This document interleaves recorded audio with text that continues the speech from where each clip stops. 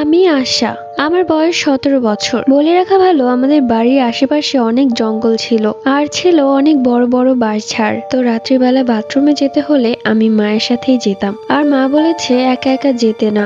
তেমনই একদিন রাত 2টার দিকে আমার বাথরুমে যাওয়ার প্রয়োজন হয়। তো আমি অনেক মাকে ডাকলাম, কিন্তু কেন যেন সেই দিন মা উঠছিলই না। তাই বাধ্য হয়ে আমি একাই গেলাম একটা লাইট নিয়ে। বাথরুমে যাওয়ার পর আমি কিছু একটা শব্দ শুনতে পেলাম। মনে হচ্ছিল গাছগুলো কেউ ইচ্ছে মতো ঝাঁকাচ্ছে। এরপর আমি বাথরুম থেকে বের হই। এরপর যেই না আমি আমাদের ঘরে ঢুকতে যাব, অমনি আমি দেখলাম আমার মা জঙ্গলের দিকটায় যাচ্ছে। আমি একটু অবাক হলাম, মাকে এত ডাকলাম তখন তো উঠলো না। তাহলে এখন এই মাঝরাতে জঙ্গলে কি জন্য যাচ্ছে? আবার মনে মনে ভাবলাম যে হয়তো মা ঘুম থেকে উঠে দেখেছে আমি নেই, তাই হয়তো চিন্তা করছে এবং আমাকে খোঁজার জন্যই জঙ্গলের দিকটায় যাচ্ছে। আমি আর সময় নষ্ট না করে মায়ের পেছন পেছন যেতে লাগলাম। আমি পেছন থেকে অনেক মা মা বলে ডাকলাম, কিন্তু মা একটা বাড়ির জন্য পেছনে ঘুরে তাকালো না, এমনকি দাঁড়ালোও না। মনে মনে এটাও ভাবলাম যে রাতের বেলা সবকিছুই নিস্তব্ধ, দূর থেকেও একটা হালকা ডাক দিলেই শোনা যায়। তাহলে যে আমি এত জোরে জোরে ডাকছি তাও কি মা শুনতে পাচ্ছে না? আমি এক পর্যায়ে মায়ের পিছু পিছু দৌড়াতে শুরু করলাম, কিন্তু কেন যেন আমি মায়ের কাছে গিয়ে পৌঁছাতেই পারছিলাম না।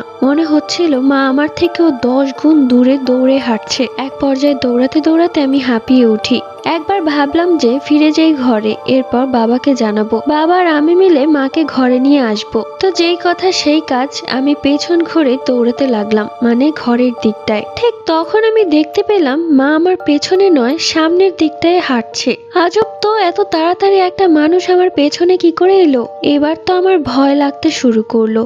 উনি কি আসলে আমার মা, নাকি মায়ের রূপ ধরে অন্য কেউ? আমি মনে মনে দোয়া পড়তে লাগলাম, কিন্তু ভয়ের কারণে দোয়া ভুল হচ্ছিল। তারপরেও যতটুকু পেরেছি দোয়া পড়ছিলাম। আর আমি দেখলাম যে মা একটা বাড়ির জন্য পেছন ফিরে তাকায় না, শুধু সামনের দিকেই হাঁটছে। আমিও ঘরের দিকেই দৌড়াচ্ছি, আমি আর পেছন দিকে যাচ্ছি না। কিন্তু কেন যেন আমার সবকিছুই একটা ভুল ভুলাইয়ার মতো লাগছিল, মানে এক জায়গায় বারবার ঘুরছি। কিছুক্ষণ আগে এই তেঁতুল গাছটা ছাড়িয়ে গিয়েছিলাম, আবারও সেই তেঁতুল গাছের সামনে। মনে মনে ভাবতে লাগলাম আজকে হয়তো আমার শেষ দিন। ঘেমে ভিজে একাকার অবস্থা হয়ে গেছে আমার। তখনই দেখলাম আমার মায়ের রূপ ধরে যিনি হাঁটছেন, তিনি এক লাফ দিয়ে আমাদের ঘরের চালের উপরে উঠে হাঁটতে লাগলেন। আমি আর ডানে বামে না তাকিয়ে সোজা ঘরের ভেতর দৌড়ে ঢুকে পড়ি। ঘরে ঢুকে দেখি মা বসে আছে আমার জন্য। কিরে আশা, তোকে না বলেছি যে একা একা বাথরুমে যেতে না? এই গ্রামটা এমনি ভালো না। কোথায় গিয়েছিলে? আমি গিয়ে দেখলাম তুই সেখানে নেই। আমি আর কিছুই বলতে পারছিলাম না। আমার হার্টবিট এত বেড়ে গিয়েছিল যে আমি সেখানেই জ্ঞান হারিয়ে পড়ে যাই।